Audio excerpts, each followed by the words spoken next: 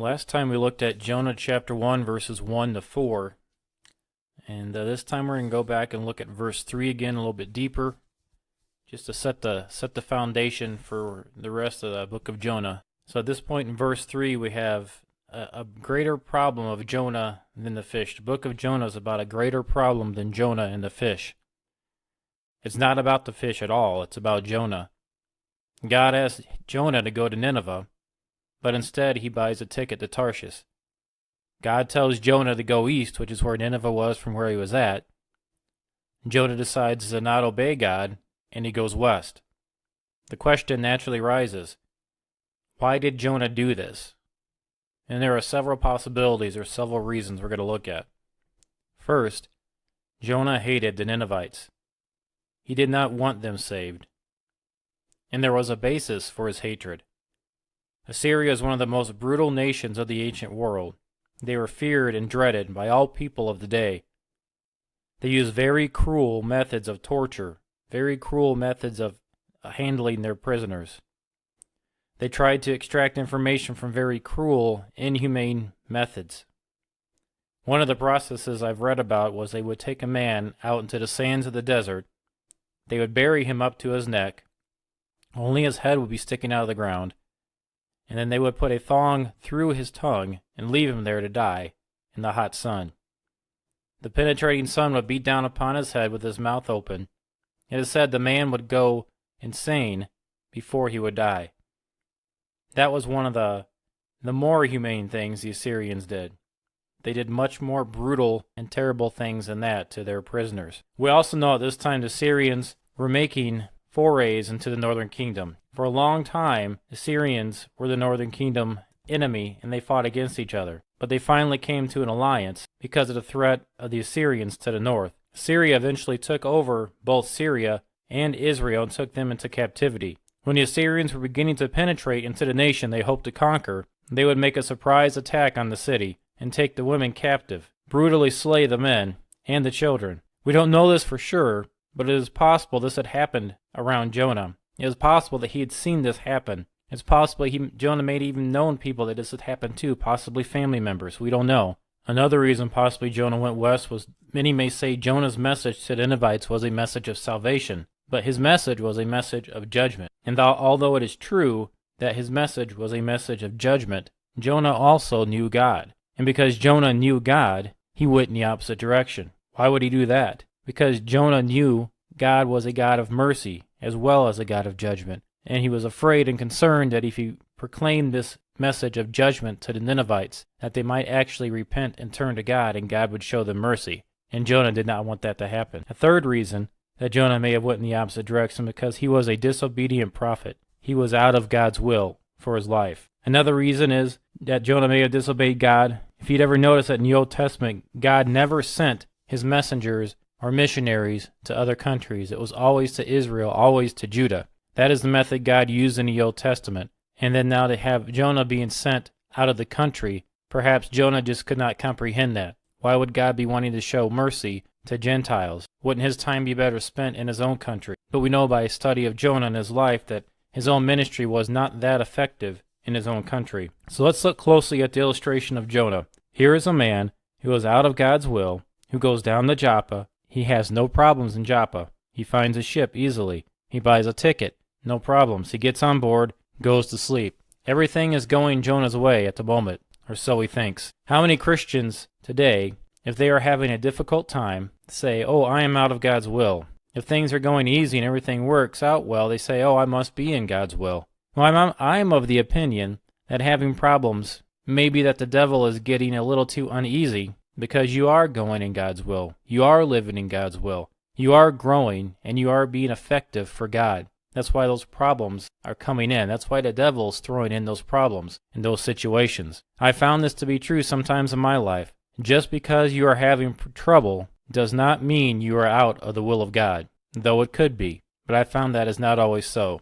God's men down through the centuries, both in the Bible and out of the Bible, have not found the going always easy. Hasn't always been roses for the men of God. There have been a lot of difficulties, a lot of problems. A lot of men of God have suffered a lot, though they have been in God's will. We read in the book of Hebrews, and others had trial of cruel mockings and scourgings, yea, moreover, of bonds and imprisonment. They were stoned, they were sawn asunder, were tempted, were slain with the sword. They wandered about in sheepskins and goatskins, being destitute, afflicted, tormented, of whom the world was not worthy. They wandered in deserts and in mountains, and in dens, in caves of the earth. Hebrews 11:36-38. We read also in Hebrews that some escaped the edge of the sword by faith, but others by faith were slain by the sword. You can always interpret your circumstances, your difficult circumstances, as you being out of God's will. Sometimes the most unfavorable, difficult, and sometimes deadly circumstances are right in the middle of God's will for your life. So now Jonah's ship, he's on the ship, it pulls out. I imagine Jonah thinking, hey, I'm getting away with this. I'm getting away from God's will. I'm leaving that behind. I do not have to go to Nineveh, do not have to proclaim this warning. And I now know for sure they definitely will not repent and get saved. And then verse 4, again, but the Lord sent out a great wind into the sea, and there was a mighty tempest in the sea, so that the ship was like to be broken. But the Lord sent out a great wind. God was responsible for the storm Jonah was in. Here in the book of Jonah, God is using a storm. He is using it for a good purpose. God intentionally brought and caused this storm to happen in Jonah's life. And like we mentioned in our previous part 1 of Jonah, this was a form of God's mercy, a form of God's grace. God was going to use this storm in Jonah's life to cause him to do his will. God was going to use this storm in Jonah's life so that the city of Nineveh could hear his word, so the city of Nineveh could have the opportunity to repent, and many might be saved. Now let's look at verse 5 in Jonah chapter 1. Then the mariners were afraid, and cried every man unto his God, and cast forth the wares that were in the ship into the sea, to lighten it of them. But Jonah was gone down into the sides of the ship, and he lay, and was fast asleep. Verse 5, cried every man unto his God. The ship's crew were all heathens, yet in this storm they were all going and crying to their God. They knew it was a time to seek the help of their quote-unquote gods. They were in a difficult situation. They were in a deadly storm. They knew they needed the help. They knew it was beyond their control. You know, it's the next part of that verse. It says, cast forth the wares. They threw what they were hauling, they threw that overboard in an effort to try to lighten the ship, in an effort to help them to better ride out the storm. Next, we notice Jonah was gone down, most probably into the hold or the cabin under the deck of the ship, and then we see was fast asleep. Jonah was probably quite exhausted and overcome with stress, which in many cases ends itself or terminates itself with a dead sleep. I know in many cases of my life, at the end of a period of deep stress, of deep trouble, that you keep going, you keep going, you keep going. You have to be on. You have to take care of this. You have to get through this point. You have to do this. And at the end of that, whenever that period of rest comes, you do fall into extremely deep sleep. And I believe that's what happened here with Jonah. He'd been, how stressful it must have been to know he was intentionally running from God, intentionally going the opposite direction that God was directing him to go in his life. The conviction he must have been feeling, but also the conflict because he did not want to go. He did not want to minister to these heathen people, these wicked, violent heathen people that may have done evil, terrible things that people he'd known or people he'd been close to. And here God was directing him to minister to them, to give them this pronouncement of judgment. But Jonah, also knowing that God was who he was, would show great mercy and would be willing to repent of the judgment declared upon them and give them a chance to repent, give them a chance to turn to him. And Jonah, not wanting any of that, was leaving. But it had to have been a period of great stress, a period of great eternal conflict inside Jonah. So now let's go ahead to verse 6. So the shipmaster came to him and said unto him, What meanest thou, O sleeper? Arise, call upon thy God, if so be that God will think upon us, that we perish not. Now this is quite a rebuke. A pagan had to get God's man to pray. That is quite a rebuke. A pagan had to call on God's prophet to pray. Had to call on God's prophet to get him to pray. That is a terrible rebuke, a terrible indictment of Jonah at this point in time. But you get the feeling that Jonah knew he was not right with God at this time, and he knew that him being not right, those prayers were not going to be heard. That's probably why Jonah was not praying. But to be rebuked by a pagan, or in our case, it applied to our lives, a non-Christian to get us to pray. How far must we be from God if that happens in our life? Don't ever let that happen in your life. Always keep short accounts with God, and always make sure you're giving that good testimony for God. Don't run from God in a visible way to heathens, non-Christians around you. You may be the only form of Christianity they ever see. Keep that in mind. Always maintain that good testimony. Maintain that good testimony, that open testimony of being a Christian to those around you. And always be able to go to God in prayer. Don't run from God like Jonah did. Don't run from His will for your life. Accept His will. Embrace His will. And do His will. Though His will may come with a storm, His will may not seem like, man, this is not the easiest way for me to go. Or His will may take you out of your comfort zone.